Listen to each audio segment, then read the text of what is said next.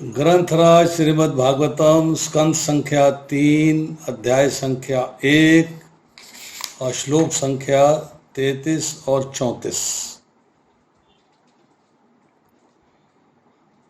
33वां श्लोक है। कच्चित् शिवं देवभूजपुत्रः विष्णु प्रजाया एव देव मातुः या वै स्वगर्भेन दधार देवं त्रयथा यज्ञवितानम अर्थम। इसका अनुवाद पढ़ता हूँ। वेद जिस प्रकार यज्ञ विस्तार के रूप अर्थ के भंडार हैं, उसी प्रकार महाराजा देवक भूज की पुत्री देवकी ने परात्पर भगवान कृष्ण को अपने गर्भ में धारण किया। जैसे देवताओं की माता अदिति ने भगवान विष्णु को अपने गर्भ में धारण किया था, क्या वह देवकी कुशल से हैं?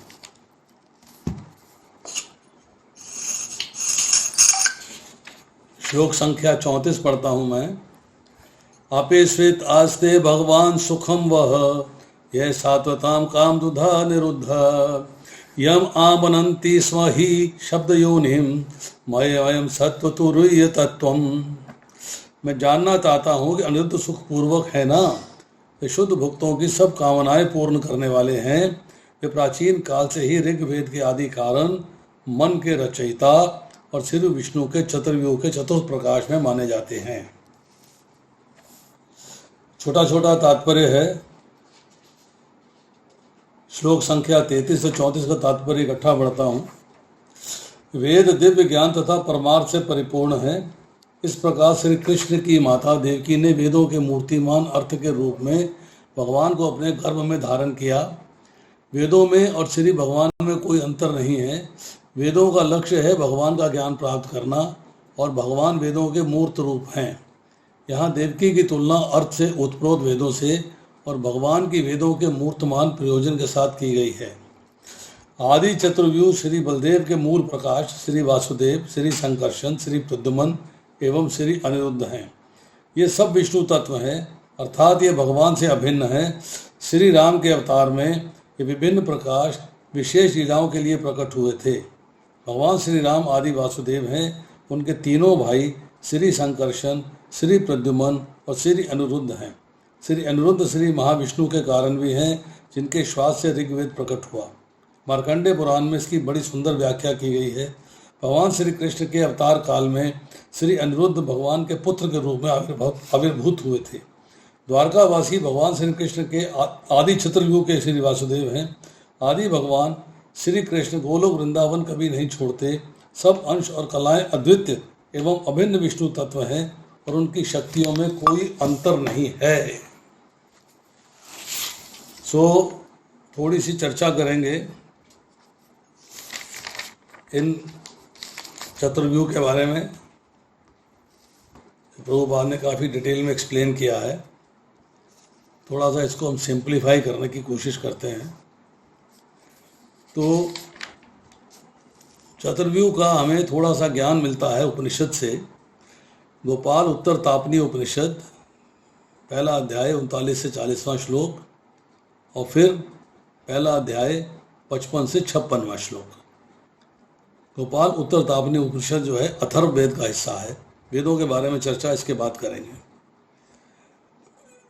अ, उ, म ये तीन शब्द हैं, इनको पहले डिस्क्राइब करते हैं। उसके बाद है अर्धचंद्र, चौथा। तो आ में आता है अकारात्मक है ये। इसका मतलब है बलराम जी संकर्षण रूप में अपने आप को प्रकट, भगवान कृष्ण अपने आप को बलराम जी अर्थात संकर्षण रूप में प्रकट करते हैं। यही राम अवतार में लक्ष्मण जी के रूप में प्रकट होते हैं। शेषनाग के रूप में सारे विश्व का आश्रय है इनके, मतलब इनके फनों के ऊपर जो है सारा विश्व, सारा ब्रह्मांड जो है स्थापित है। इसीलिए इनको विश्व या वैश्वानर कहा जाता है। बाहर की सारी बातें जानने में ये सतत सावधान रहते हैं, मतलब एकदम अलर्ट। इसलिए इनको बहिप्रज्ञ भी कहा जाता है। बहिप्रज्ञ मीन्स ज्ञान, बहि मीन्स बाहर का, बहिप्रज्ञ कहा जाता है। सदैव जागरूक रहते हैं, इसलिए जागृत अवस्था के अभिमानी कहलाते हैं। अगर आप कभी चित्रकूट गए हों तो वहाँ एक लक्ष्मण पहाड़ी है। लक्ष्मण जी 14 बरस सोए नहीं, भगवान राम के साथ रहे पर निद्रा नहीं ली। जब भगवान साहब और सीता जी सोया करते थे तब भी लक्ष्मण जी जो है उस लक्ष्मण पहाड़ी के ऊपर खड़े होकर पहरा दिया करते थे। ये बलराम जी की क्वालिटी है। दूसरा है उकारात्मक, दैट इज प्रद्युमन। ऊ से प्रद्युमन। प्रद्युमन मतलब यही राम अवतार में शत्रुघ्न के रूप में प्रकट होते हैं, सबसे सुंदर है। तेजस रूप है। तेजस मीन्स इनका रूप जो है तेजवान है, तेजोमय है। चूंकि ये काम के अंश हैं इसलिए मन में स्थित हैं, मतलब अंतर्यामी जो रूप हुआ था भगवान का वो इन्हीं की वजह से। स्वप्न अवस्था के अभिमानी है, अर्थात सूक्ष्म जगत का सारा ज्ञान रखते हैं। पहला हमने पढ़ा कि बलराम जी जो है बाह्य जगत का ज्ञान है, प्रद्युमन जी जो है सूक्ष्म जगत का ज्ञान है। जिसका ज्ञान सूक्ष्म जगत में व्याप्त है, मतलब प्रद्युमन जी जो है उस ज्ञान के अभिमानी हैं। उस ज्ञान को इनकी वजह से सूक्ष्म ज्ञान जो है वो अंतर्यामी होने के नाते भगवान, हम कहते हैं कि भगवान अंतर्यामी है। सूक्ष्म लोगों का भार इनके ऊपर है। मन की सूक्ष्म वासना सहित कल्पित जगत, जो हम कल्पनाएं करते हैं, जो हम कल्पित जगत अरेंज करते हैं, सोचते हैं, इसके बारे में बहुत विचार करते हैं, वो सारे विचार, सारे थॉट, सारी सूक्ष्म चीज़ें जो हैं वो प्रद्युमन जी कंट्रोल करते हैं। अंतर की सब बातें जानते हैं, जो कि अंतर्यामी है, इसलिए अंतप्रज्ञ कहलाते हैं। प्रज्ञ मीन्स ज्ञान, अंत मीन्स अंतर का, आपके मन में स्थित है। उसके बाद तीसरे हैं मकारात्मक, वो है अनिरुद्ध। अनिरुद्ध जो है वो ही राम अवतार में भरत जी हैं। निद्रा अवस्था के कंट्रोलर हैं, सोए नहीं ये भी। जब अयोध्या में राज करते थे भरत जी तो गढ़े के अंदर रह के सोते नहीं थे। ये सुषुप्ति अर्थात सोया हुआ मनुष्य जो है किसी भी भोग की कामना नहीं करता, कोई स्वप्न नहीं देखता। इंद्रियां मन दोनों सो जाते हैं, परंतु अनिरुद्ध प्राज्ञ रूप हैं, बुद्धिमान हैं, जागते रहते हैं। कुशाग्र मतलब बहुत ही बुद्धिमता का, बहुत ही मतलब बुद्धिमान है, बहुत ही ज्ञान है इनके पास, बुद्धि के स्वामी हैं। ना तो स्थूल भोगों की कामना करते हैं, ना सूक्ष्म भोगों की इनकी दृष्टि होती है। गढ़े में रहे भरत जी, सामने नहीं आए, कोई कामना नहीं है, परंतु आनंदमय है, आनंद के भोक्ता हैं। राज्य की ओर देखा भी नहीं, फिर भी आनंद में है। उसके बाद है अर्धचंद्र, चौथा है अर्धचंद्र। अर्धचंद्र के दो अंश हैं, एक है तुरीय जो आधा चंद्र के समान है और ऊपर एक बिंदु है, तभी अर्धचंद्र कहलाता है। ये अर्धचंद्र जो है रिप्रेजेंट करता है वासुदेव को, जो कि चौथा स्वरूप है, अर्थात राम अवतार में राम जी को रिप्रेजेंट करता है। संपूर्ण विश्व में प्रतिष्ठित हैं, कोई चीज इनके बिना एग्जिस्ट नहीं करती। प्रणव अर्थात जो नाद है, जो शब्द है प्रणव, ओम जो कहते हैं, उसका संपूर्ण स्वरूप जो है वो वासुदेव है। संपूर्ण जगत का कारण, अहम सर्वस्व प्रभु, सारा संसार मेरे से ही उत्पन्न होता है, मैं ही पालन पोषण करता हूँ और मेरे वजह से ही संहार होता है। सबके अंतर्यामी हैं, संपूर्ण भूतों की उत्पत्ति और प्रलय का स्थान वासुदेव है। अब इसको जो है सिंप्लीफाई करते हैं जब, तो कृष्ण से प्रकट होते हैं बलदेव जी। बलदेव जी से बनता है पहला चतुर्व्यूह, जिसमें है प्रद्युमन, अनिरुद्ध और वासुदेव। फिर वासुदेव से प्रकट होते हैं नारायण, जो कि सेकंड चतुर्व्यूह बनता है। उसके बाद फिर आते हैं वासुदेव, प्रद्युमन, अनिरुद्ध और दूसरे संकर्षण। पहले प्रथम संकर्षण थे, अब दूसरे संकर्षण हैं। अब यहाँ से प्राकट्य होता है फिर कारणोदकशाही विष्णु का, जिसे महाविष्णु कहा गया प्रभुपाद अपने परपट में लिखा है। कारणोदकशाही विष्णु से प्राकट्य होता है गर्भोदकशाही विष्णु का, उनसे प्राकट्य होता है क्षीरोदकशाही विष्णु का, और फिर 10 देवतास, जिसमें कि विष्णु, शंभु, हयग्रीव सारे लोग आते हैं। अब इसमें अगर हम देखें कि भगवान अपने आप को देवकी के गर्भ से प्रकट करते हैं। अब सोचिएगा, कि प्राकट्य हो रहा है भगवान का देवकी के गर्भ से, परंतु क्या भगवान ने गर्भ से अपने आप को प्रकट किया? क्या प्रकट किया अपने आप को? नहीं। भगवान स्वयं सामने विष्णु स्वरूप में प्रकट हुए हैं। जब देवकी माता ने ये कहा है कि मेरे को तो अब बालक रूप में चाहिए, मुझे विष्णु रूप में नहीं चाहिए, तो भगवान ने अपने आप को जो है शिशु रूप में प्रकट कर दिया है और देवकी की गोद में आ गए। अब आती है थोड़ी सी चर्चा कि हम लोग ज्ञान प्राप्त करते हैं वेदों का, कि वेद क्या है, वेदों का प्राकट्य कहाँ से होता है, वेद क्या है और वेदों का प्राकट्य कहाँ से होता है। थोड़ा सा इसमें हम जाएंगे डिटेल्स में कि वेदों का प्राकट्य हो रहा है भगवान की वेणु ध्वनि से ब्रह्म संहिता के 5वें अध्याय का 27वां श्लोक में। भगवान कृष्ण की वेणु ध्वनि से वेदों की माता गायत्री का प्राकट्य होता है। वो ब्रह्मा जी के 8 कानों से उनके मुख कमल में प्रविष्ट हो गए और इस तरह जो है वेदों का प्रादुर्भाव हुआ। तो बांसुरी की ध्वनि है, उसको प्रणव कहा गया है। ओम मतलब सबसे पहले ओम आया, ओम से फिर गायत्री आई, गायत्री के बाद उसके बाद सारे वेद उपनिषद सब आए। अब इसमें सवाल ये है कि 4 वेद आए। 4 वेद क्या हैं? स्मृति क्या है, धर्मशास्त्र क्या है, उपनिषद क्या है, श्रुति स्मृति और न्याय क्या है, इसके बारे में शॉर्ट में चर्चा करते हैं। Little knowledge. जो वैदिक ज्ञान है, वैदिक नॉलेज की 3 सोर्सेस हैं। 3 सोर्सेस।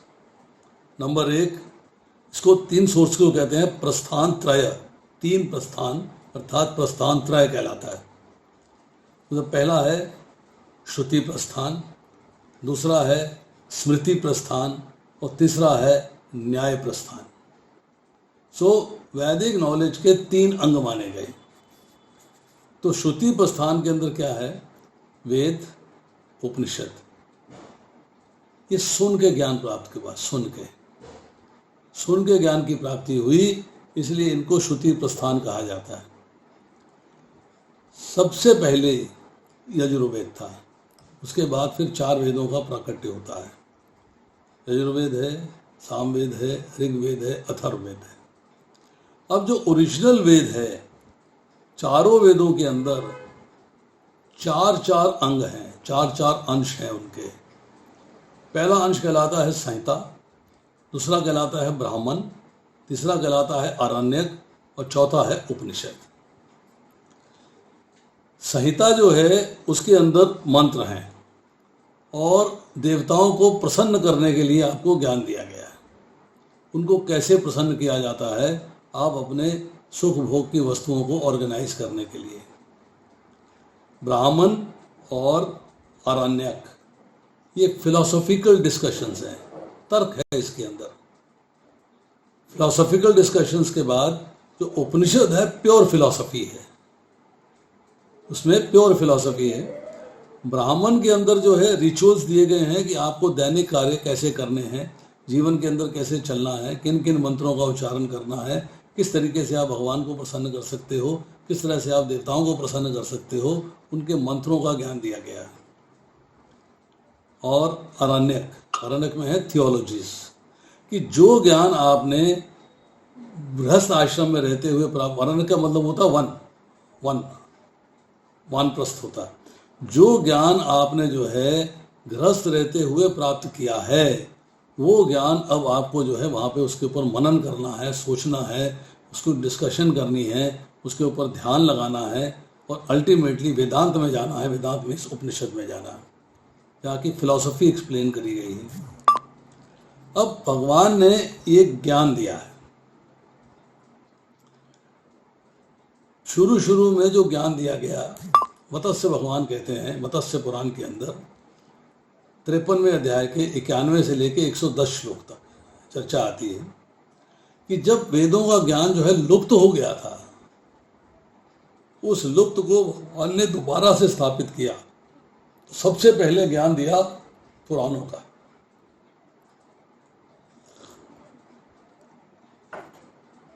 पुराण इतिहास है, पुराणों का ज्ञान दिया, इसको कहते हैं पुण्यप्रद पुराण। उसके बाद ज्ञान दिया वेदों का, उपनिषदों का, फिर रामायण का, फिर महाभारत का, फिर उसके बाद दूसरे ग्रंथों का, वेदांगों का, उपवेदों का। ये सारा का सारा ज्ञान जो है भगवान से प्रकट हुआ है। भगवान ने इस ज्ञान को ब्रह्मा जी को दिया। भागवतम के पहले स्कंद में इसकी पूरी चर्चा आती है कि किस तरीके से जो है भगवान ने ज्ञान ब्रह्मा जी को दिया। अब आती है दूसरी बात कि ये जो वेद और उपनिषद हैं, चूंकि श्रुति से प्राप्त किए गए हैं, इसलिए इनको स्वर्णात्मक कहा गया है। स्वर्णात्मक मीन्स बोलने से आपको ये ज्ञान की प्राप्ति हुई है।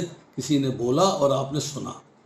श्रुति मीन्स सुनना, किसी ने बोला और आपने सुना, इसलिए इनको जो है स्वर्णात्मक कहा गया है। अब जो वैदिक ज्ञान को फिर एक्सटेंड किया गया है, मतलब फर्दर एक्सटेंशंस की गई हैं स्मृति के रूप में, वो हैं वेदांग। वेदों के अलग अलग अंग हैं, उनके बारे में। इसके साथ साथ महाभारत, भगवद गीता और पुराण।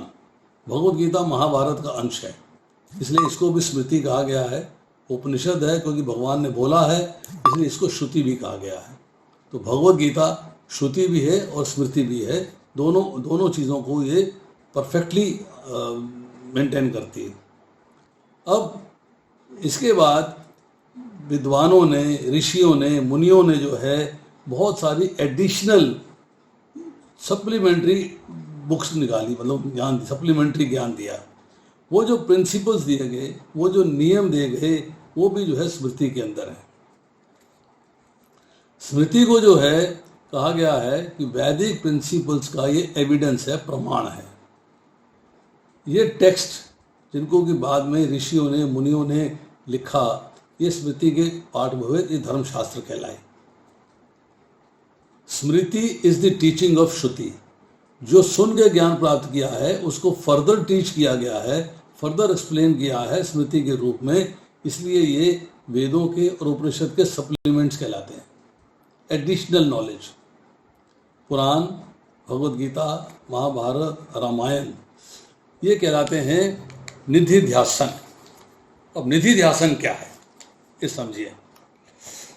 Understanding the meaning of scriptures on the basis of relation between the words and sense in which they are expressed। जिस सेंस में, अब आप प्रभुपाद के पर्पस पढ़िए, प्रभुपाद के ट्रांसलेशंस पढ़िए। मैं आपको एग्जांपल देता हूँ। शब्दों का अर्थ अगर पढ़ेंगे, word literally word to word knowledge, और प्रभुपाद ने जो उसका अनुवाद लिखा है, कई बार लगता है कि अनुवाद तो अलग ही है और शब्दों के जो नॉलेज है, जो शब्दों का अर्थ दिए गए हैं, वो कुछ अलग है। ऐसा क्यों है? क्योंकि प्रभुपाद ने जो ट्रांसलेशंस करी हैं, जो उसमें भाव भरा, भाव, दैट सेंस, वर्ड्स की सेंस क्या है, जो ट्रांसलेशन में, ट्रांसलेशन का एक्चुअल मीनिंग जो है वर्ड का, उसकी सेंस क्या है, वो प्रभुपाद ने ट्रांसलेशन में दिया है, so that we can easily imbibe it, easily understand it. Word to word meaning में कई बार हमारी बुद्धि के द्वारा हम कंफ्यूज हो सकते हैं, हम अंडरस्टैंड नहीं कर पाते हैं, बट उस कंडीशन के अंदर हम जो है उसको प्रॉपरली समझ पाते हैं।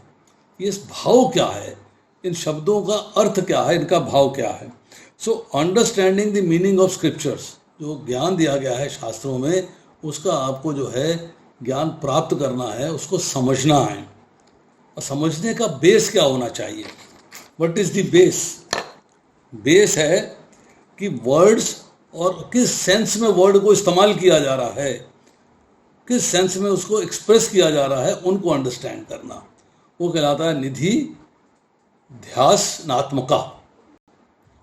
अब आता है तीसरा, न्याय प्रस्थान। व्हाट इज न्याय प्रस्थान? न्याय प्रस्थान क्या है? न्याय मीन्स हम कोर्ट के अंदर जो है न्याय प्राप्त करते हैं, कचहरी में जाते हैं, न्याय मिलता है, जस्टिस मिलता है। वेदांत सूत्र जो है, जो कि वैदिक नॉलेज को लॉजिक के ऊपर बेस करके दिखाते हैं, समझाते हैं, ज्ञान देते हैं, इसलिए उनको जो है कहा गया है न्याय प्रस्थान। उसमें जो है वेदांत सूत्र हैं, 560 वेदांत सूत्र हैं। उनको प्रॉपरली समझना, अंडरस्टैंड करना ज़रूरी है। अब अल्टीमेट गोल ऑफ लाइफ क्या है, ये वेदांत सूत्र के अंदर समझाया गया है लेजिटिमेट लॉजिक और आर्गूमेंट के द्वारा, कि कॉज क्या है और इफेक्ट क्या है, कारण क्या है और उसका असर क्या है। तो वेदांत सूत्र जो है मननात्मक है, मतलब मन से मनन करना है, अंडरस्टैंड करना है, समझना है, मतलब आपको मन के द्वारा जो है उसको प्रॉपरली इन्वेस्टिगेट करना है, उसको अंडरस्टैंड करना है। वेदांत सूत्र जो है बहुत ही जनरल टर्म्स के अंदर जो है वैदिक ट्रुथ्स को एक्सप्लेन करते हैं। तो एक सूत्र कई बार जो है पूरे के पूरे उपनिषद को एक्सप्लेन कर देता है। एक सूत्र कई बार पूरे के पूरे उपनिषद को एक्सप्लेन कर देता है। तो जितनी भी हमारे पास आज की डेट में ज्ञान है, जो भी हम ज्ञान प्राप्त करते हैं, सुन के ज्ञान प्राप्त कर रहे हैं, पढ़ के ज्ञान प्राप्त करते हैं, भगवद गीता पढ़ते हैं, भागवतम पढ़ते हैं और ग्रंथ पढ़ते हैं, सारे के सारे को सपोर्ट होना चाहिए श्रुति से, स्मृति से और न्याय से। ये तीन चीज़ें जो है इसके अंदर हमें सपोर्टिंग होनी चाहिए। अब आइए इसके बाद 2 लाइन के अंदर चर्चा करते हैं स्मृति शास्त्र के बारे में। स्मृति शास्त्र जो हैं वो पौराणिक लॉ कोड्स हैं, मतलब कायदे, कानून, नियम इस समाज में रहने के, वर्णाश्रम धर्म के अंदर चलने के, कैसे जीवन को व्यतीत करना चाहिए, कैसे न्याय करना चाहिए, कैसे समझना चाहिए जीवन को, कैसे उसका पालन करना चाहिए, उसके बारे में ज्ञान देते हैं। इनको लॉ बुक्स कहा गया है, धर्मशास्त्र भी कहा गया है। इन्होंने डेफिनेट रूल्स और गाइड मंत्र दिए हैं समझने के लिए कि आपको डेली कंडक्ट जो है उसको कैसे मेंटेन करना है, डेली कंडक्ट कैसे करना है, इसके बारे में बताया गया है। वर्णाश्रम धर्म की जो ड्यूटीज़ हैं, जो आपकी जिम्मेदारियां हैं, जो कार्य हैं, जो वर्णाश्रम धर्म को पालन करते हुए आप सेरेमनीज़ करते हो, उन सेरेमनीज़ का क्लियर का डाटा जो है, क्लियर सिस्टम जो है, क्लियर फॉर्मेट जो है, वो इन लॉ बुक्स में दिया गया है। क्या करना है, क्या नहीं करना है, क्या करणीय है, क्या अकरणीय है, ये हर चीज़ का ज्ञान कि लॉ में प्रोहिबिशंस क्या है, प्रिस्क्रिप्शंस क्या है, ये सारा का सारा ज्ञान आपको इसमें दिया गया है। इसमें मनुस्मृति है, याज्ञवल्क्य स्मृति है और पराशर स्मृति है।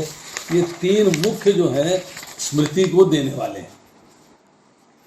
ये इन्होंने जो है मनुस्मृति ने, उसको मानव धर्म शास्त्र भी कहते हैं, लॉ ऑफ मनुस, याज्ञवल्क्य स्मृति, पराशर स्मृति, जो सबसे ग्रेटेस्ट है वो मनु है। उसके बाद याज्ञवल्क्य आते हैं, उसके बाद पराशर आते हैं। इसके बाद 18 स्मृतियाँ और भी हैं, 18 मोर स्मृतिज। ये 3 हमने बता दी, मतलब मनु, याज्ञवल्क्य, पराशर, सॉरी 18 और नहीं, 15 और हैं, 18 हैं टोटल। जिसमें है विष्णु स्मृति, दक्ष स्मृति, सांबर स्मृति, व्यास स्मृति, हरित स्मृति, सत्तपा स्मृति, वशिष्ठ स्मृति, यम स्मृति, अष्टांबा स्मृति, गौतम स्मृति, देवल स्मृति, सांख्य लिखिता स्मृति, उशना स्मृति, अत्रि स्मृति और शौनक स्मृति। ये सब लोगों ने ज्ञान दिया है। जैसे आज हम कहते हैं कॉन्स्टिट्यूशन ऑफ इंडिया, वो हमारा ज्ञान का ग्रंथ है। इस संसार में देश को कैसे चलाना है, समाज को कैसे चलाना है, आज के रूल्स एंड रेगुलेशंस हैं। पर ये ओरिजिनल रूल्स एंड रेगुलेशंस हैं कि आपको जो है किस तरीके से इस जीवन में इस वर्णाश्रम धर्म का पालन करते हुए क्या रूल्स एंड रेगुलेशंस फॉलो करने हैं।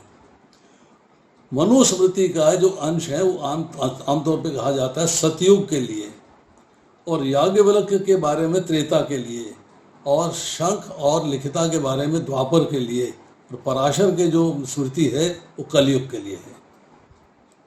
अब इसमें सोशल पोजीशन आपकी क्या होनी चाहिए, टाइम, प्लेस एंड सर्कमस्टांसेस के हिसाब से कैसे बिहेव करना है, क्या एटीट्यूड होना चाहिए, क्या कार्य होने चाहिए, कैसे मैनेज करना है, और आपको सोसाइटी के चेंज होने के साथ कितना चेंज करना है, कैसे चेंज करना है, क्या कंडीशंस हैं, वो टाइम के अनुसार जो है सारी की सारी इन स्मृतियों में चर्चा की गई है। अब वेदों के साथ वेदों के कुछ और अंग भी हैं। वेदों के और अंग क्या हैं? जैसे मैंने बताया कि ऋग्वेद, चार वेद बताए। ऋग्वेद में क्या है? रिचुअल्स हैं। Vedas containing mainly hymns and prayers for the worship of universal forces known as demigods.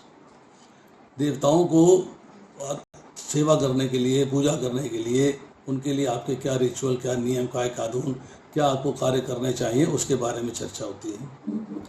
Yajurveda का अर्थ है सेरेमनी, कि आप जो घर में सेरेमनीज करते हैं, विवाह संस्कार, ये संस्कार, बहुत सारे संस्कार होते हैं, उनके बारे में कि आपको उन रिचुअल्स को कैसे करना चाहिए, उसका ज्ञान आपको यजुर्वेद से मिलता है। फिर आता है सामवेद। साम का मतलब होता है सिंगिंग।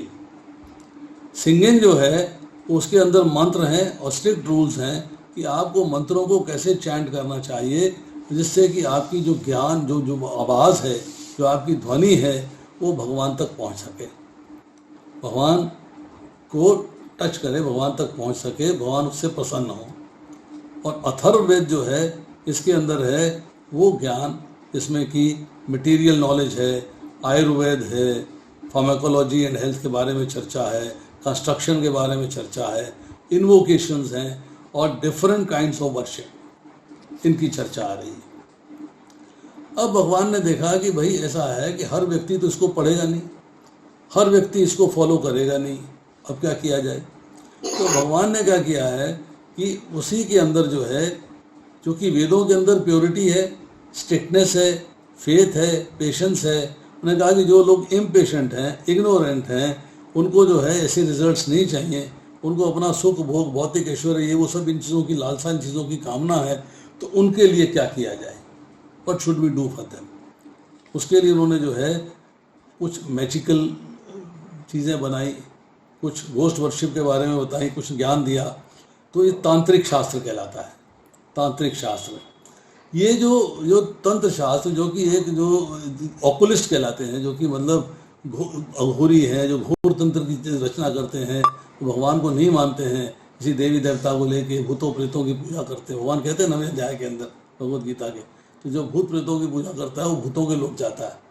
मतलब लोग जो है अलग अलग तरीके से पूजा करते हैं, शमशान घाट में पूजा करते हैं, तो उनके लिए भी मंत्रों की रचना करी गई है, वो भी ज्ञान वेदों में दिया गया है।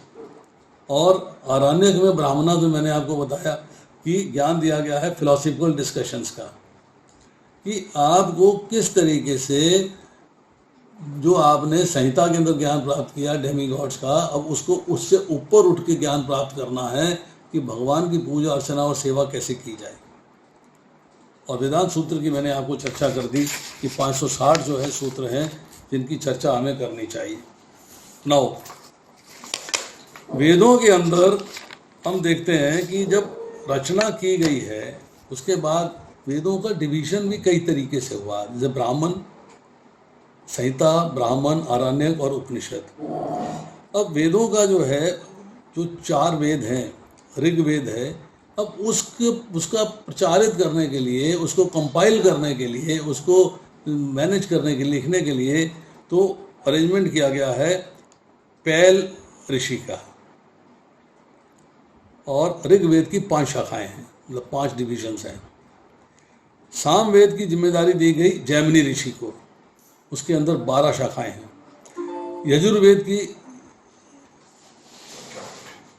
जस्ट गिव मी 1 सेकेंड, मतलब बैटरी जा रही है।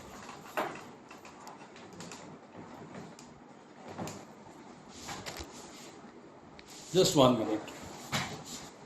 Why the battery is being lost?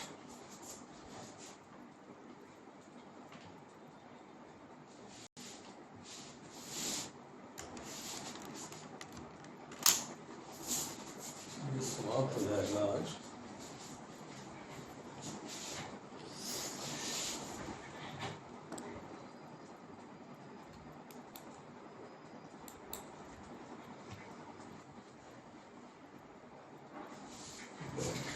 चली गई।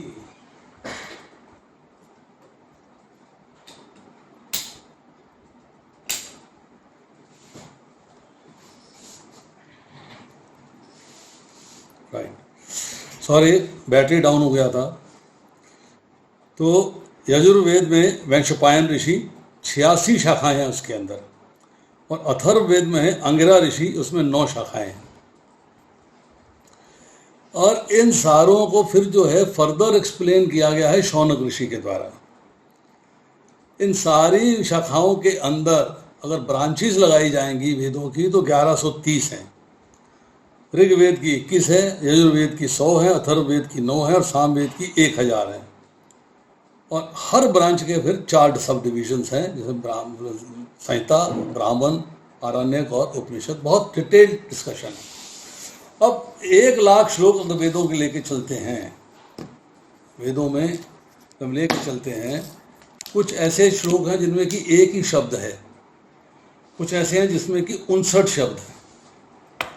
अगर हम जो है 1 लाख श्लोक लेके चलते हैं वेदों के अंदर, तो उसमें जो 80,000 श्लोक हैं वो कर्म कांड के हैं, how to please Demi God's.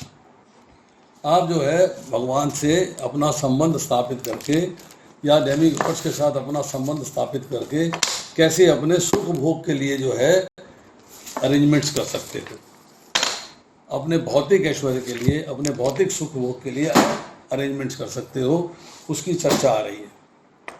But 16,000 श्लोक ऐसे हैं जो कि ज्ञान कांड के हैं, मतलब दे गिव यू नॉलेज, ज्ञान देते हैं आपको। और आखिरी जो 4,000 श्लोक हैं वो हैं उपासना कांड के, कि how to worship the Lord.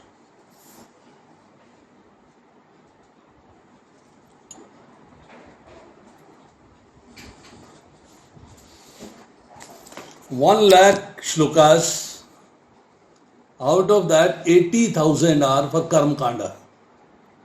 80,000. How to enjoy this material world for your own sense gratification and getting all the facilities of life.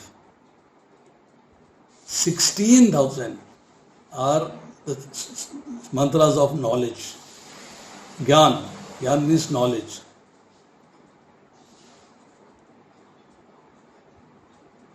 16,000 are Gyan Kan.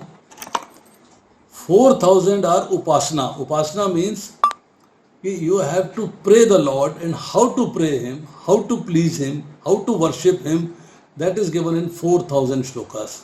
So this 1 lakh shlokas are divided like that. Now we talk of, say, Mahabharata. A little knowledge about Mahabharata. स्त्रियों को, वैश्यों को, शूद्रों को वेद पढ़ने के लिए कोई पाठशालाएं नहीं थी, कोई ज्ञान नहीं था। शास्त्र बड़े कठिन थे, मंत्र बड़े कठिन थे, मीनिंग बड़े कठिन थे। इवन आज भी आप उपनिषद पढ़ेंगे ना, समझ नहीं पाएंगे unless there is somebody who can explain you the meanings. और कुछ लोगों ने उसके ऐसे उल्टे सीधे मीनिंग लगा दिए हैं, जर्मन्स ने, इंग्लिश ने, अमेरिकन्स ने, जो समझ में नहीं आते। But if you read Upanishad under the guidance of A right spiritual master, जो परंपरा से आ रहा है, he will explain you each and everything in a very simple manner. तो अब महाभारत की रचना हुई किस लिए?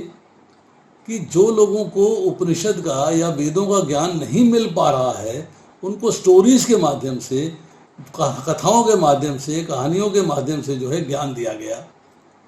महाभारत में भी 1 लाख श्लोकों की रचना है, 1 लाख श्लोक। अब वेद व्यास जी ने महाभारत को लिखना है, लिपिबद्ध करना है, is to write it. How to write, how to right.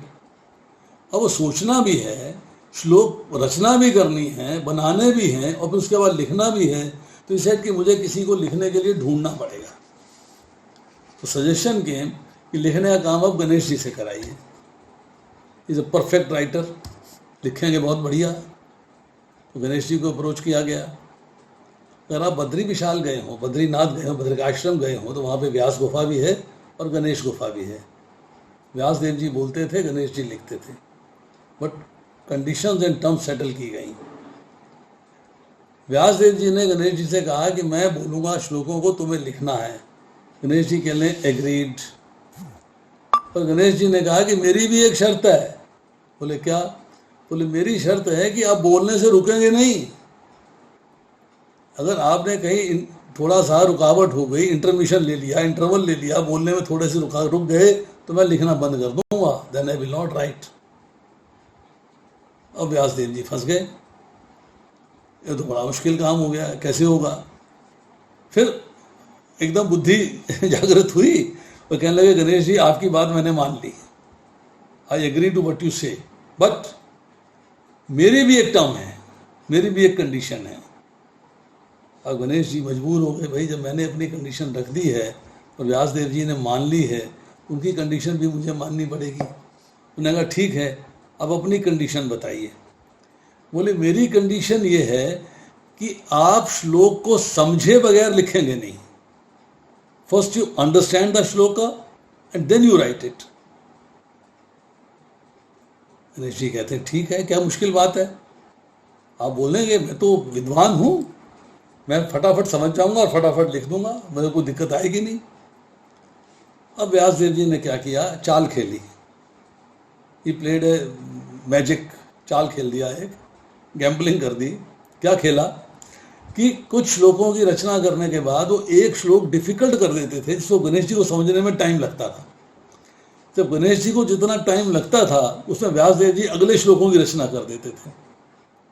तो 1,00,000 श्लोक जो महाभारत के अंदर हैं उसमें 8,800 श्लोकास, 8,800 श्लोकास आर डिफिकल्ट, जो गणेश जी को समझने में टाइम लगा। एंड देन व्यासदेव जी ने पूरी की पूरी महाभारत की रचना कर दी। वेदों का ज्ञान, उपनिषद, अब उपनिषद हम कहते हैं 108 हैं, 220 थे ओरिजिनली। उपनिषद 220 थे ओरिजिनली, 220 के कटते कटते लुप्त होते या दूसरे ब्रह्मांडों में हैं, दूसरी जगह पे हैं, यहां से लुप्त हो गए, 108 बचे हैं।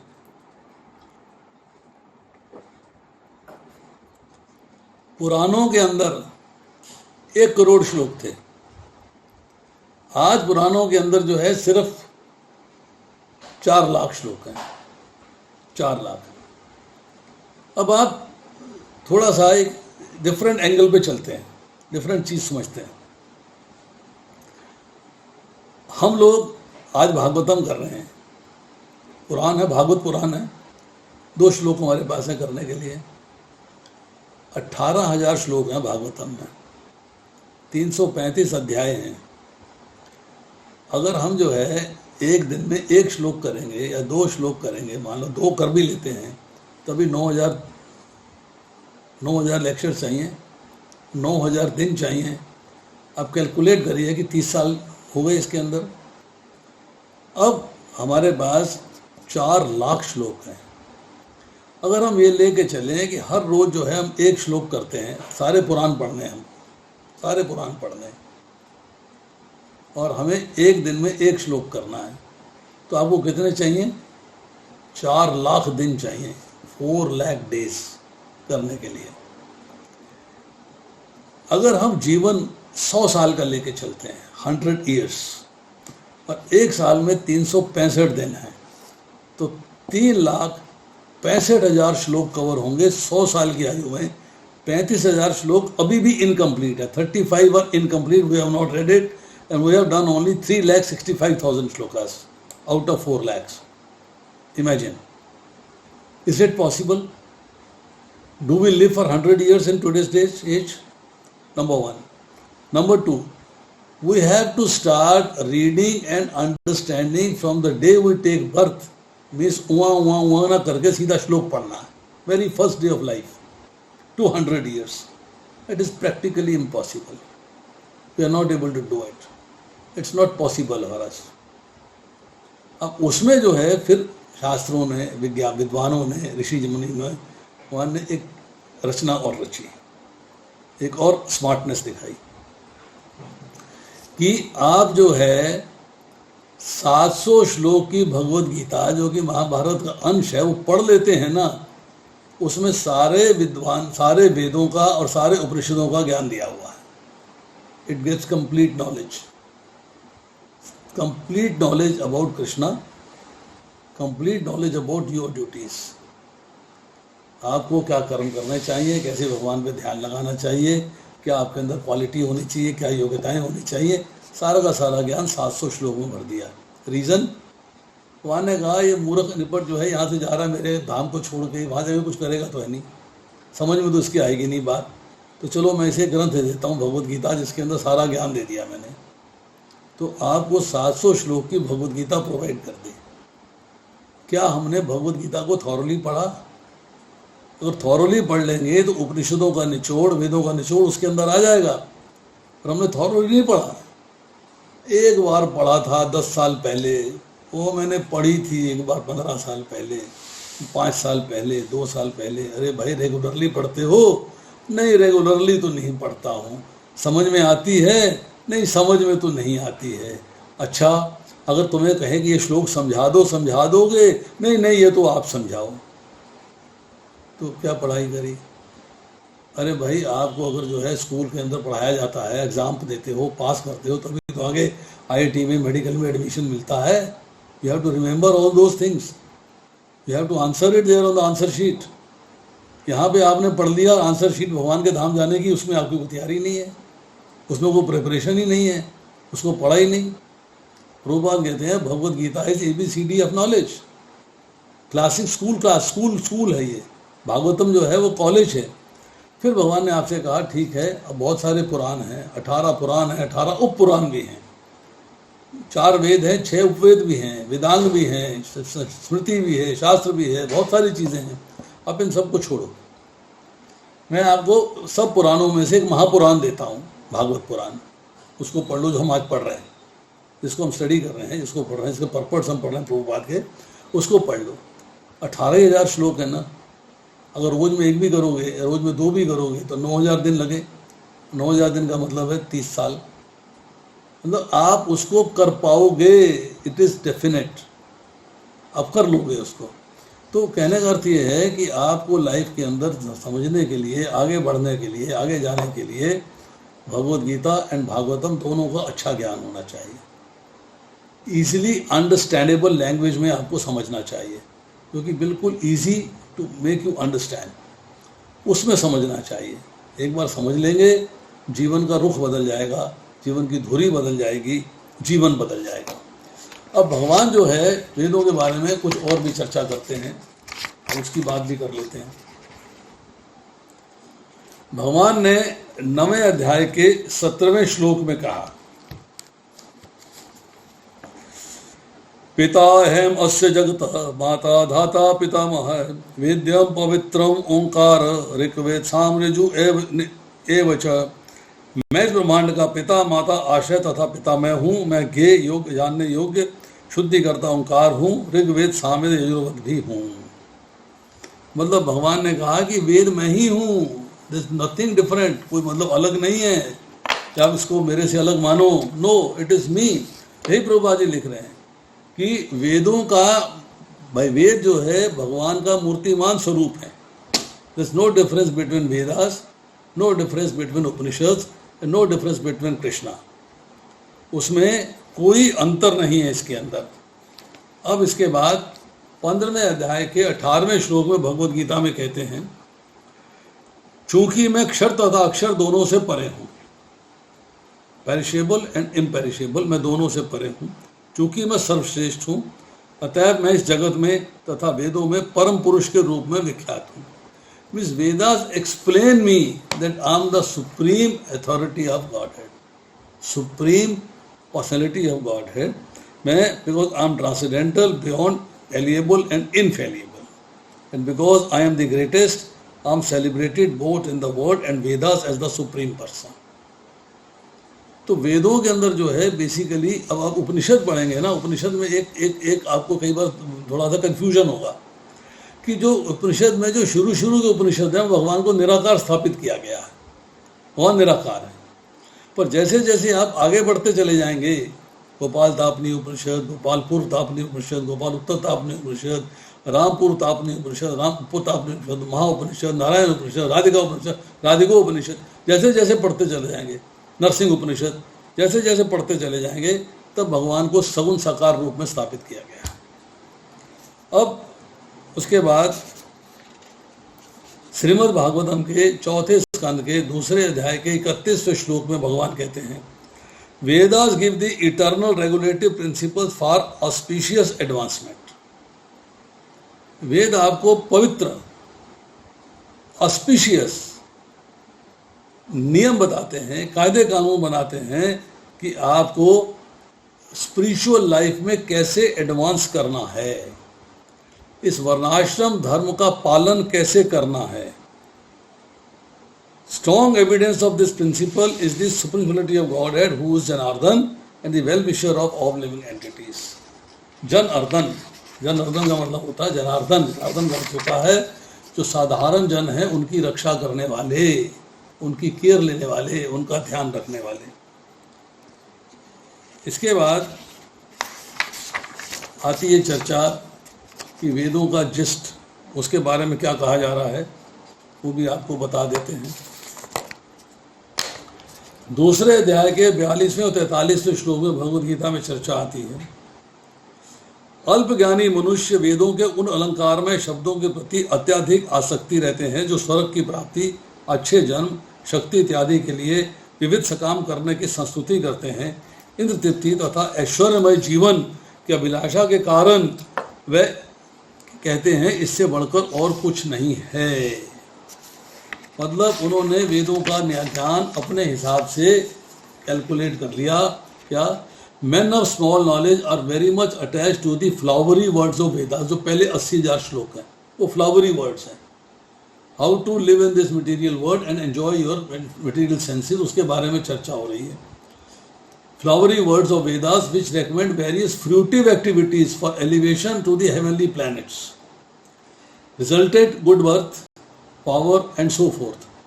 Being desirous of sense gratification and opulent life, they say that there is nothing more than this। उन्होंने वेदों का फर्स्ट पोर्शन पढ़ा है, 80,000 श्लोकों में उलझ के रह गए, उसके आगे जाने की कोशिश ही नहीं करी। देखिए, मैं एक छोटा सा एग्जाम्पल देता हूँ। एक गांव है, उसके अंदर कभी रेल नहीं गई, कभी ट्रेन नहीं देखी, कभी ट्रेन के बारे में सुना नहीं, कभी उसके बारे में जाना नहीं। एक ट्रेन का पता लगता है, रेलवे लाइन बिछ गई है, ट्रेन आना शुरू हो गई है। वहाँ से रेलवे स्टेशन है 5-6 किलोमीटर दूर। गांव वालों ने कहा भाई ये गाड़ी आ रही है, ट्रेन आ रही है, हमको जाकर ट्रेन को देखना चाहिए, समझना चाहिए क्या चीज़ है। लोग कहते हैं कि इस शहर से दूसरे शहर ले जाती है, इस गांव से दूसरे गांव ले जाती है, तो हमें जानना चाहिए कि हम तो अभी तक बैलगाड़ी में जाते थे, घोड़े पे जाते थे, घोड़ा गाड़ी में जाते थे, पैदल जाते थे, तो ट्रेन के बारे में पता करना चाहिए। तो 3 लोग डिसाइड किए गए कि 3 लोग जाके पता करके आएंगे ट्रेन क्या है, ट्रेन कैसी है। रेलवे स्टेशन पहुंच गए, ट्रेन थी नहीं, आ रही थी, अभी आएगी। एक काले कोट वाला बाबू खड़ा था, उसके पास पहुंचे भी, ये बाकी लोगों से कुछ अलग दिखाई दे रहा है। उसके हाथ में कुछ वॉकी टॉकी है, कुछ अपना रजिस्टर वगैरह, कोई कागज वागज पेन वैन है, इससे पूछ लेते हैं। उससे पूछने चले गए, बोले साहब वो ट्रेन का देखना था, ट्रेन कैसी होती है पता करना था, ट्रेन के बारे में कुछ ज्ञान दीजिए। कहने लगा वो देखो ट्रेन आ रही दूर से जो है रोशनी का गोला चला आ रहा था, अंधेरा पड़ गया था, रोशनी का गोला था, ट्रेन चली आ रही थी। एक लड़के ने देखा, ओहो ट्रेन रोशनी का गोला, और भाग लिया। गाँव आगे बोला, अरे बड़ा रोशनी का गोला है, बहुत बड़ा रोशनी का गोला है, उसको ट्रेन कहते हैं। फर्स्ट नॉलेज मिल गई। थोड़ी देर के बाद जो है ट्रेन जो है वो रेलवे लाइन थोड़ी टेढ़ी मेढ़ी थी, तो दिखाई दिया कि उसके अंदर जो है वो अपना रोशनियाँ जल रही हैं और सांप की तरह लहराती चली आ रही है।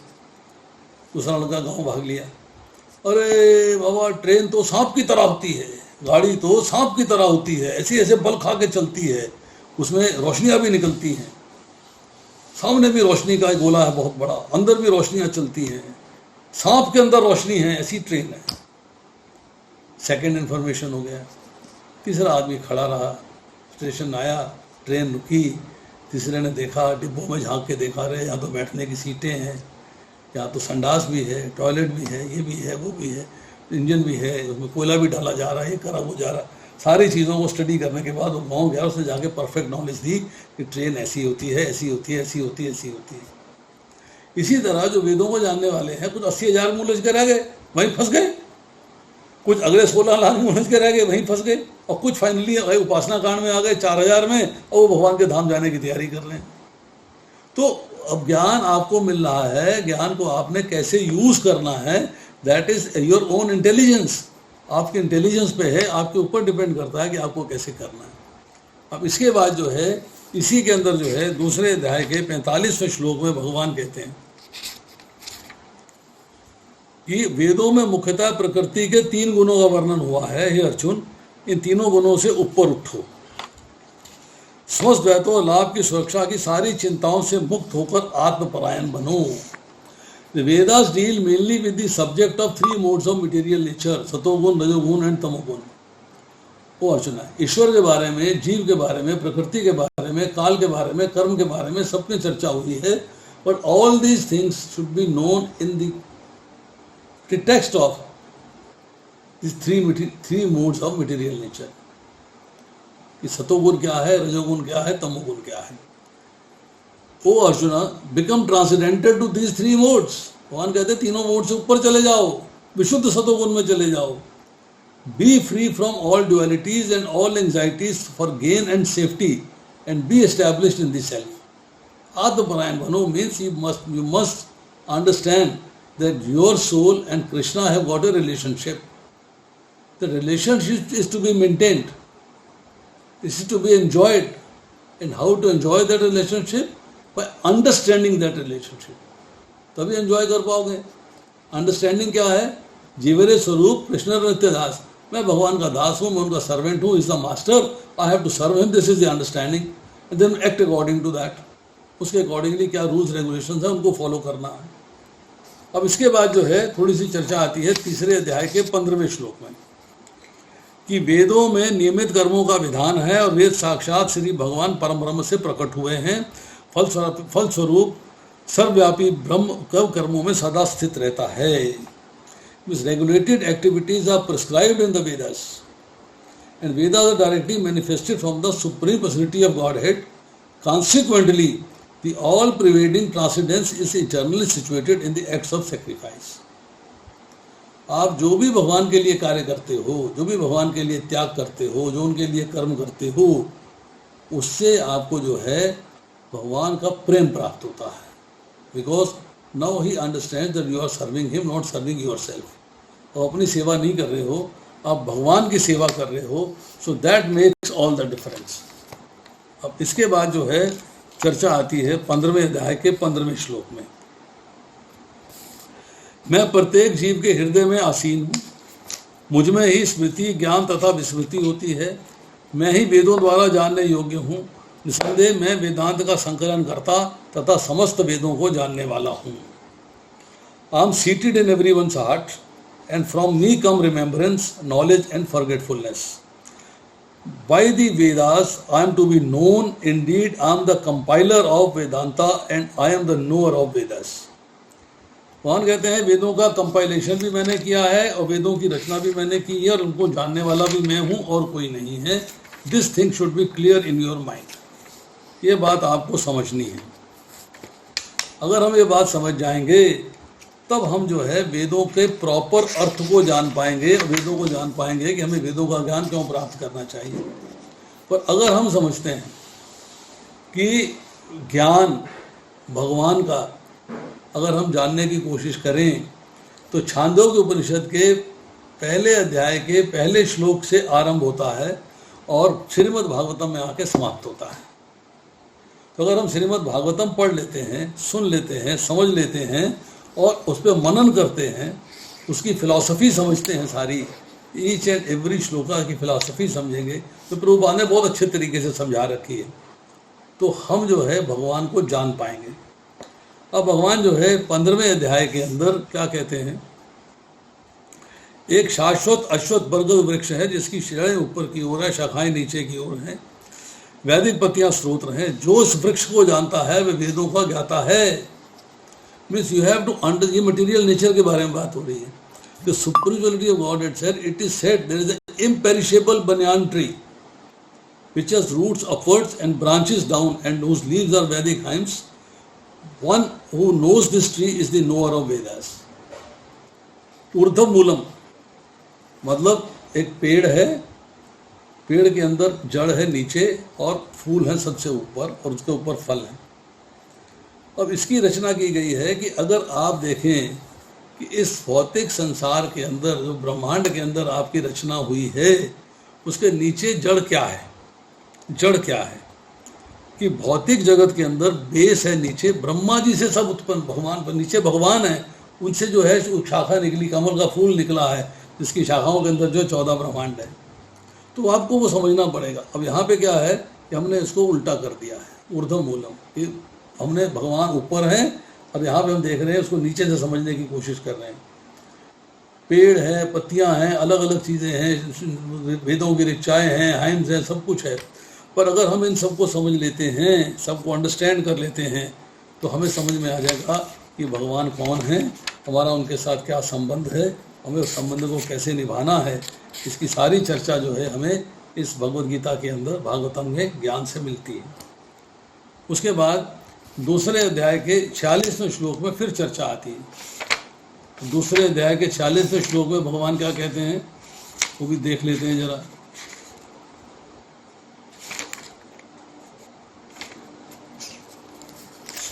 एक छोटे से कूप का सारा कार्य एक विशाल जलाशय से तुरंत पूरा हो जाता है। इसी प्रकार वेदों के आंतरिक तात्पर्य को जानने वाले उनके सारे प्रयोजन सिद्ध हो जाते हैं।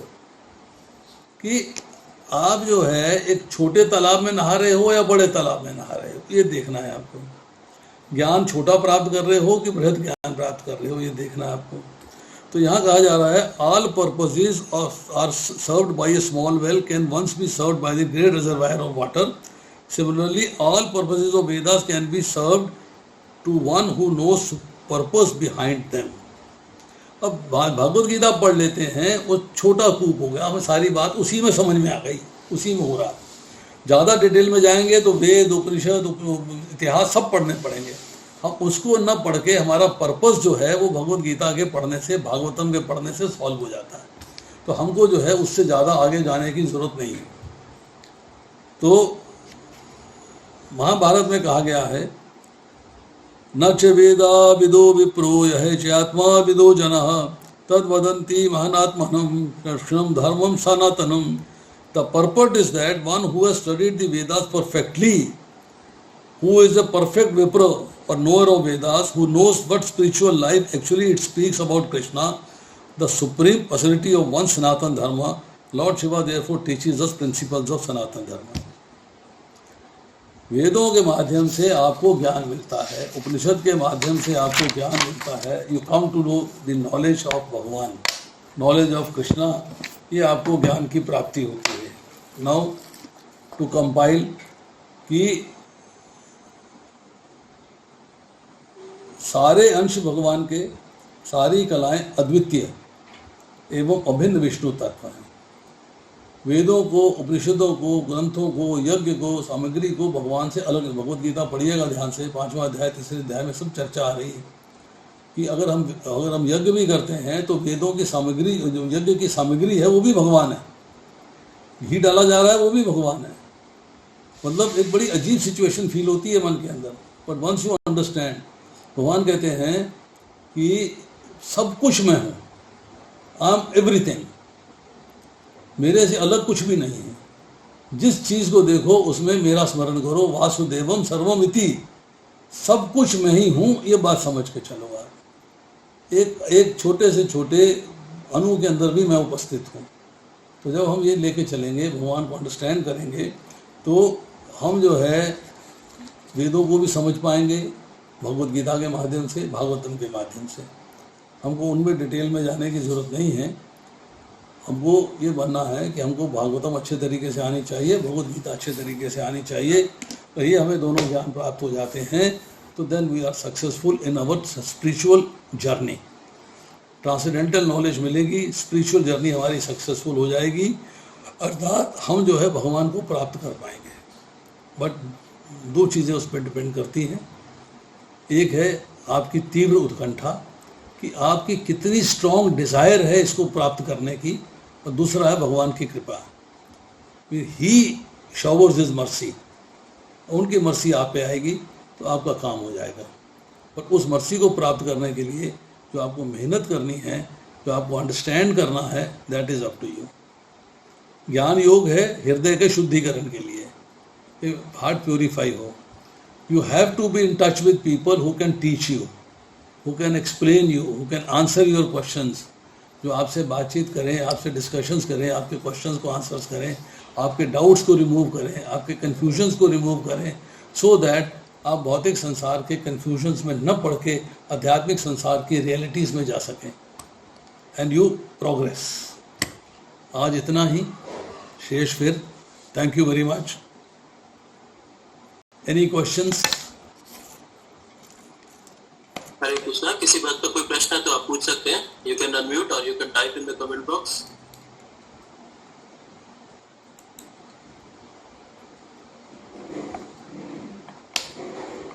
हरे कृष्णा प्रभु जी, धन्यवाद, प्रणाम।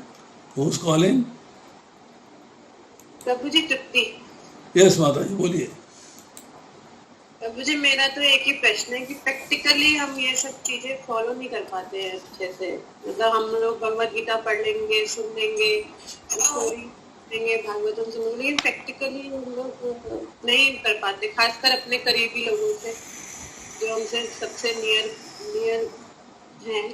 दूसरों के साथ तो हम कर सकते हैं, जैसे हम और लोग रास्ते में मिल रहे हैं तो हम समझ सकते हैं, हाँ ठीक है, इनकी जो माइंड की थिंकिंग है हमसे अलग है, हम लोग भक्ति में है।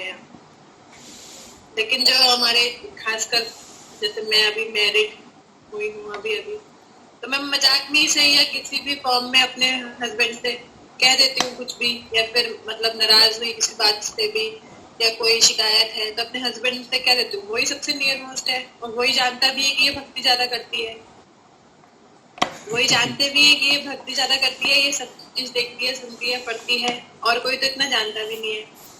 और वो उन्हीं को ही मैं कंप्लेन करती हूँ सबसे ज्यादा, और उन्हीं से ही लड़ते भी है सबसे ज्यादा। तो ये सब प्रैक्टिकली है, तो फिर हम उनसे कहना बंद कर दें, शिकायतें करना बंद कर दें।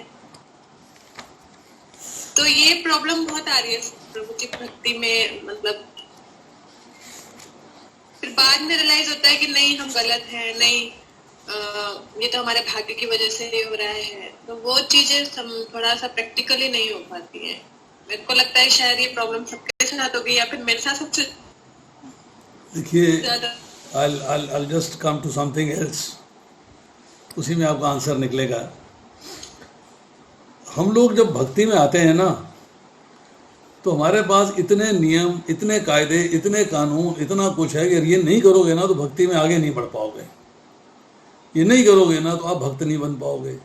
ये नहीं करोगे ना तो भगवान का प्रेम नहीं प्राप्त हो पाएगा। हम लोग फिर उसमें उसका उतना ज्ञान जो हमें मिल जाता है, उस ज्ञान में हम रिजिड हो जाते हैं, और हम ये एक्सपेक्ट करते हैं कि उस रिजिडिटी हमारे जीवन में एप्लीकेबल हो जाए, और उससे हमारी गृहस्थी खराब हो जाती है।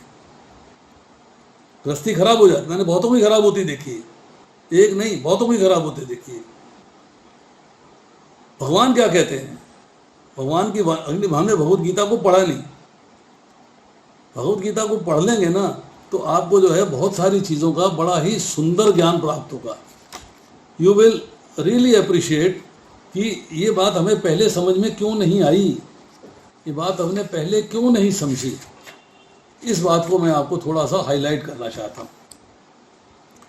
तीसरे अध्याय में भगवान कह रहे हैं, जिस प्रकार अज्ञानी जन फल की आसक्ति के लिए कार्य करते हैं, those who are not knowledgeful of Krishna, knowledgeful of Vedas, Bhagavad Gita, Bhagavatam etcetera etcetera, वो क्या है, काम करते हैं, फल मिलना चाहिए, एंजॉयमेंट होनी चाहिए, चलो जी अपना गाड़ी चलनी चाहिए, हाँ मेरी बल्ले बल्ले हो रही, बस बहुत बढ़िया। उसी तरह विद्वान जनों को चाहिए कि लोगों को उचित पथ पर ले जाने के लिए अनासक्त रह के कार्य करें। जो आपकी आसक्ति भक्ति में हो गई है, वो आसक्ति आपके अपने लिए है, दूसरों के लिए नहीं है। दूसरों को उस पर कंपेल करने की कोशिश नहीं करिएगा। मैं ये करती हूँ तो मेरा पति भी ये करे, मैं ये करती हूँ मेरा बच्चा भी ये करे। नहीं प्रभु जी, मैं कंपेल नहीं करती एक हूँ। मैं तो सेकंड, एक सेकंड माता जी, एक सेकंड मुझे टाइम दीजिए। हमने भगवान को स्टडी किया। भगवान ने कहा 18वें अध्याय के 63वें श्लोक में अर्जुन से, मैंने तुझे ज्ञान दे दिया है, यत् इच्छेषि तथा कुरु। अब आप जो है, भगवान ने अर्जुन को उसकी इंडिविजुअल सोल जो है, इंडिविजुअल एंटिटी है, उस पर ऑब्जेक्शन नहीं लगाया। Choice is yours. सिमिलरली हमें उनको उचित पथ पे ले जाना है, परंतु उचित पथ में ले जाने के लिए हमारी उसमें जबरदस्ती की आसक्ति नहीं होनी चाहिए। अब दूसरी बात, अगला श्लोक करने के बाद फिर मैं आपको बताता हूँ।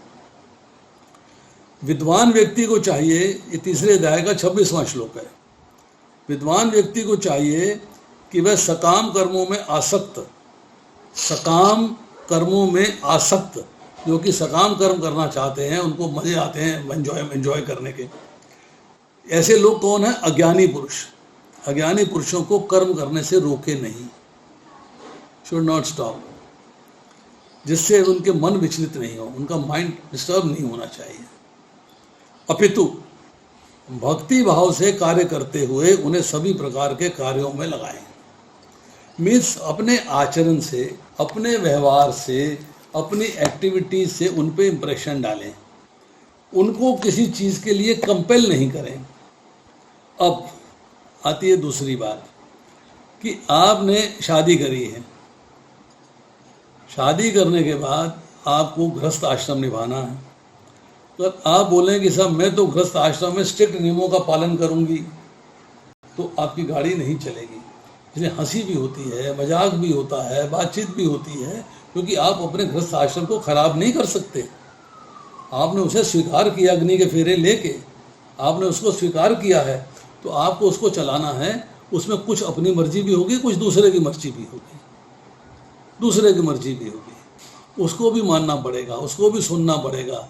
जब वो आपका आचरण देखेगा, यस अरे भाई तो बिल्कुल, जैसे हम भक्ति के टाइम पे भक्ति हो रही है, बाकी टाइम संसारिक कार्य हो रहे हैं, अब दोनों में तालमेल हौले हौले हौले हौले हौले हौले प्रोग्रेस करेंगे। एक 12वीं क्लास के बच्चे को कैलकुलस पढ़ाया जाता है, पहली दूसरी क्लास के बच्चे को जमा घटा गुना भाग दिखाया जाता है। अब हम दूसरे क्लास के बच्चे से कहें तू कैलकुलस पढ़ ले, वो कहाँ से पढ़ लेगा भाई? How will he read it?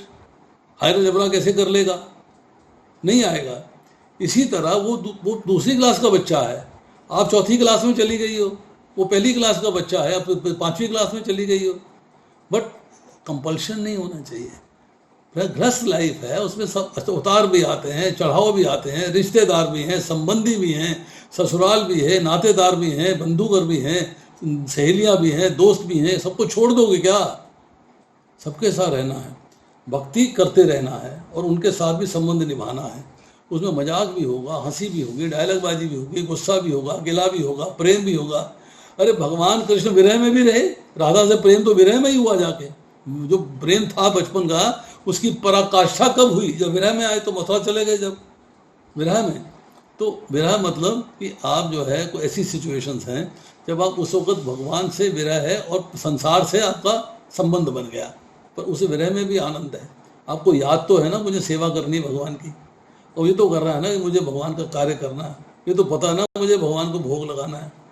अब इतना मान लो स्वीकार हो जाता है कि पति कहता है अच्छा तो प्याज लहसुन नहीं खाती हो ना, कोई बात नहीं, मैं भी उसके बिना खा लूँगा, कोई बात नहीं। पहले अलग निकालती थी पत्नी, अपने लिए अलग निकालती थी, उनको बना के देती थी। अब पति ने हौले हौले स्वीकार कर लिया। ग्रेजुअली क्रमिक विकास हो रहा है, क्रमिक मीन्स इज ग्रेजुअल ट्रांसफॉर्मेशन।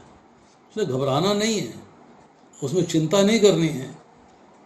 डायलॉगबाजी भी होगी, कमेंट्स भी होंगे, ठीक है, बट आप शादी ना करती, गृहस्थ आश्रम स्वीकार नहीं करती, कर लिया है ना। जी प्रभु जी, इस मामले में मतलब मैं ये कहूंगी कि वो तो बिल्कुल भी मुझे कुछ नहीं कहते, मतलब इससे जो बढ़िया सिचुएशन क्या है? हाँ, कमेंट बाजी नहीं करते या फिर कोई ताना नहीं मारते। इससे बड़ी आनंद की बात क्या है? प्रभु जी मैं ही ज्यादा इसको करती हूँ। कोई बात नहीं, आस्ता आस्ता छूट जाएगा भाई। It is a variation of mood. हर दिन आप मूंग की दाल नहीं खा सकते, कभी आपको मूंग की दाल के अलावा जो दूसरी दाल भी खानी होती है। हर दिन लौकी की सब्जी नहीं खा सकते, कभी टिंडा भी खाना है, कभी भिंडी भी खानी है, कभी अरबी भी खानी है, आपको वैरायटी चाहिए। तो अगर जीवन में रह रहे हैं, गृहस्थ आश्रम है, कभी आपने ताना मार दिया, कभी नहीं मारा, ताना मार दिया, रिपेंट कर लिया, चलो बात खत्म हो गई, तुम्हें घबराइए नहीं, उसको भक्ति चौपट नहीं हो रही उससे, वो भक्ति में अड़े नहीं आ रहा। भगवान आपका भाव देखेंगे, उसने ताना मारा था वो नहीं देखेंगे। आपके अकाउंट में लिख दिया, ठीक है, उसका फल आप भोग लीजिएगा, तो प्रायश्चित कर लेंगे, कोई बात नहीं, भक्ति कर लेंगे, ज़्यादा चैंटिंग ज़्यादा कर लेंगे, बात खत्म हो जाएगी। ज़्यादा भक्ति में क्या है, भगवान 9वें अध्याय के दूसरे श्लोक में कहते हैं सुसुखुम कर्तुम अव्ययम, कि भक्ति जो है सुख पूर्वक की जाती है और भक्ति करने में सुख की प्राप्ति होती है। तो भक्ति एक ऐसी चीज है जिससे कि सुख की प्राप्ति हो रही है, आध्यात्मिक सुख मिल रहा आपको। भौतिक संसार में चीज़ों को टॉलरेट करने की शक्ति आ रही है कि मेरा कर्म फल था, बुरा समय आया, मुझे भोगना है, वो आपको उसको टॉलरेट करने की पावर आ रही है। और भक्ति करते हुए सुख की प्राप्ति हो रही है ना, आई एम एंजॉइंग इट, सुख की प्राप्ति हो रही है, सुख पूर्वक करी जाती है। तो दोनों चीज़ें हैं। भगवद गीता को ध्यान से पढ़िएगा, न कुछ समझ में आइए तो मेरे से बात करिएगा, फिर मैं आपको बताऊंगा। जी प्रभु जी। Anybody of you is most welcome to ask me any questions, whether on screen at the moment or later on phone. अगर आप चाहें कि आप फ़ोन पे बात करना चाहते हैं तो आप मेरे से फ़ोन पे भी बात कर सकते हैं। कई बार आपको जो ऐसा लगता है कि हम यहाँ पर जो है बात नहीं कर सकते हैं, तो हमें थोड़ी सी लज्जा लगती है या प्रॉब्लम आती है, तो you can always talk to मी।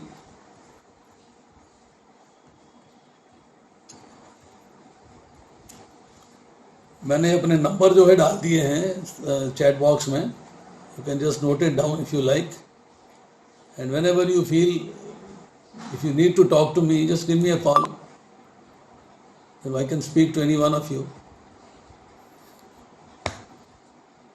और कोई बताइए, anybody else who is a question? Hare Krishna, किसी अन्य भक्त का कोई प्रश्न है तो आप पूछ सकते हैं।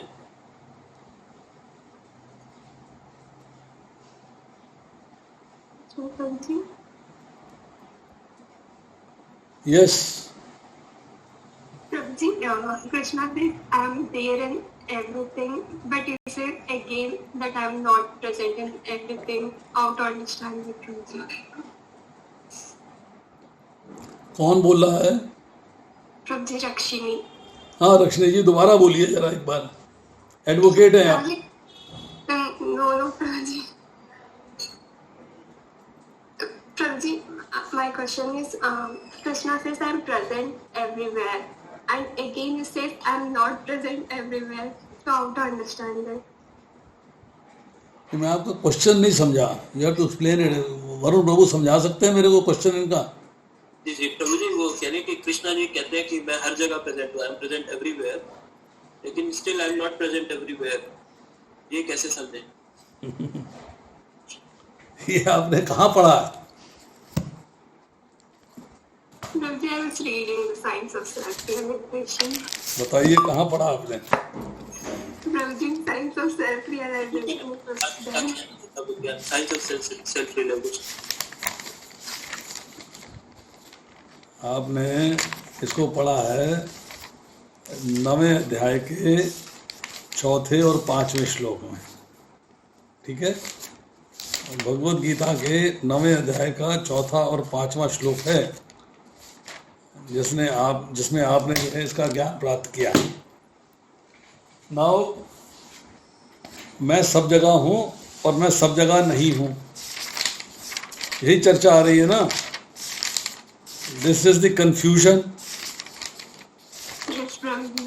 सुनिए, मतस्थानि सर्वभूतानि, संपूर्ण प्राणी मेरे में स्थित हैं, अर्थात मेरे से उत्पन्न होते हैं, मेरे में स्थित रहते हैं, मेरे से विनाश होता है, मेरे में लीन हो जाते हैं।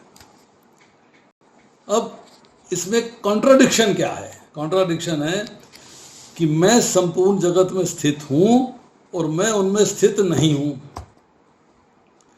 अगर भगवान सब में स्थित होते, स्थित मीन्स लिप्त होते, ही इज अनअटैच्ड, उदासीन है, अनअटैच्ड है, लिप्त नहीं है। अगर भगवान सब में स्थित होते तो सबका नाश हो जाने पे भगवान का भी नाश हो जाता, जो पॉसिबल है नहीं। सब में चेंजेस आते, परिवर्तन होता, तो भगवान में भी चेंजेस आ जाते, जो पॉसिबल है नहीं। इसीलिए भगवान निर्लिप्त है, निराकार है, निर्विकार रूप से अपने में स्थित है। He is unattached with this material world, with this body, with this soul. साथ रहते हुए भी साथ नहीं है। नंबर 2, न च मतस्थानि भूतानि। नवमें अध्याय के 5वें श्लोक में चर्चा आ रही है कि संपूर्ण प्राणी मेरे में स्थित हैं और वे प्राणी मेरे में स्थित नहीं हैं। पहले में था मैं संपूर्ण जगत में स्थित हूं और मैं उनमें स्थित नहीं हूं, और अब है कि संपूर्ण प्राणी मेरे में स्थित हैं और वे प्राणी मेरे में स्थित नहीं हैं। They are in me and they are not in me. उसका रीजन क्या है, भगवान ऐसा क्यों करने? फिर वही निर्लिप्त की बात आती है कि सारे प्राणी मेरे में स्थित होते तो जैसे मैं निर्विकार हूं, मेरे में चेंज नहीं आता, प्राणियों में भी चेंज नहीं आता। प्राणियों में चेंज आ रहा है, जन्म मृत्यु जरा व्याधि चल रही है, ठीक है। मैं एज इट इज था, एज इट इज हूँ, एज इट इज रहूँगा, और प्राणी एज इट इज नहीं रहते, उनमें चेंज आ जाता। मेरी उत्पत्ति और विनाश नहीं होता, प्राणियों की उत्पत्ति और विनाश होता है। एक शरीर से दूसरा, दूसरे से तीसरा, तीसरे से चौथा शरीर धारण करते हैं। मैं लगातार हूँ, निरंतर हूँ, कंटिन्यूसली प्रेजेंट हूँ, इटर्नल हूँ। प्राणी इटर्नल हैं पर अब डिफरेंट फॉर्म में हैं, वो अपने कर्मों का फल भोगते हैं। तो संसार में भगवान हैं, भगवान में संसार है, भगवान संसार में नहीं है, संसार में भगवान नहीं है। ये 4 सिचुएशन हैं, इसको अंडरस्टैंड करना। इसका एग्जाम्पल दिया गया। अब किसी भी रिवर को देखते हैं, उसमें वेव्स होती है, पानी में तरंगे, पानी में वेव्स होती हैं। जल में तरंग है, जल है तो तरंग है, पर तरंग में जल नहीं है। तरंग ऊपर से सुपरफिशियली दिखाई दे रही है। तरंग का कारण जल है, तरंग जल में पैदा होती है, तरंग जल में रहती है और जल में ही विलीन हो जाती है। तो कृष्णा इज सुप्रीम, अहम सर्वस्व प्रभु। मेरे से ही सबकी उत्पत्ति होती है, मेरे में स्थित रहते हैं, मेरे से ही विनाश होते हैं। अगर संसार में भगवान होते तो संसार के मिटने पे भगवान भी मिट जाते, प्रलय होती भगवान भी मिट जाते। ऐसा नहीं होता। तो संसार में भगवान नहीं है, भगवान अपने में है, संसार में नहीं है। ही इज नॉट अटैच्ड, अलिप्त है, वो लिप्त नहीं है, उसमें अटैच नहीं है, एनग्रॉस नहीं है। अब भगवान में संसार है तो फिर अंडरस्टैंड करते हैं भगवान है इटर्नल, और अगर भगवान में संसार होता तो संसार भी इटर्नल होता। संसार इटर्नल नहीं है, संसार मिट जाता है। सो भगवान संसार में नहीं है। जैसे कि एक दोना लीजिए, दोने में गुलाब का फूल रखिए, थोड़ी देर के बाद गुलाब का फूल निकल जाएगा तो दोने में खुशबू रह जाएगी। मतलब आप देखेंगे कि स्मेलिंग पावर, जो आपकी स्मेलिंग पावर है और जो फ्रेग्रेंस है, दे आर डिटैच्ड। फ्रेग्रेंस वहीं पड़ी हुई है, स्मेलिंग पावर आपकी अलग है, फ्रेग्रेंस आपकी अलग है। Krishna creates this material world by his glance, ordains, yet he remains aloof and not touched by it.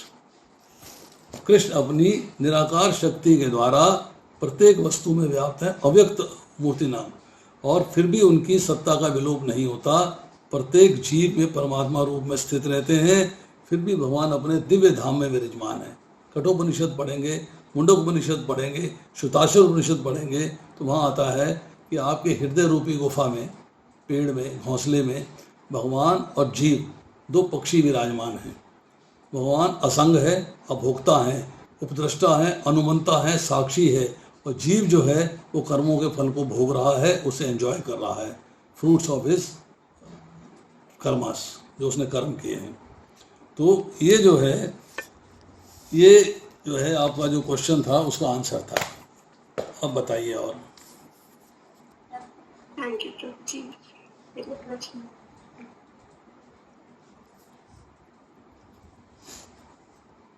Hare Krishna. So it's close to 9:10 now. So we will offer Vaishnava Pranam and conclude the session. Hare Krishna. So thank you so much, Prabhuji, for very detailed and very nectarian class. So we could get a glimpse of your experience and the detailed books.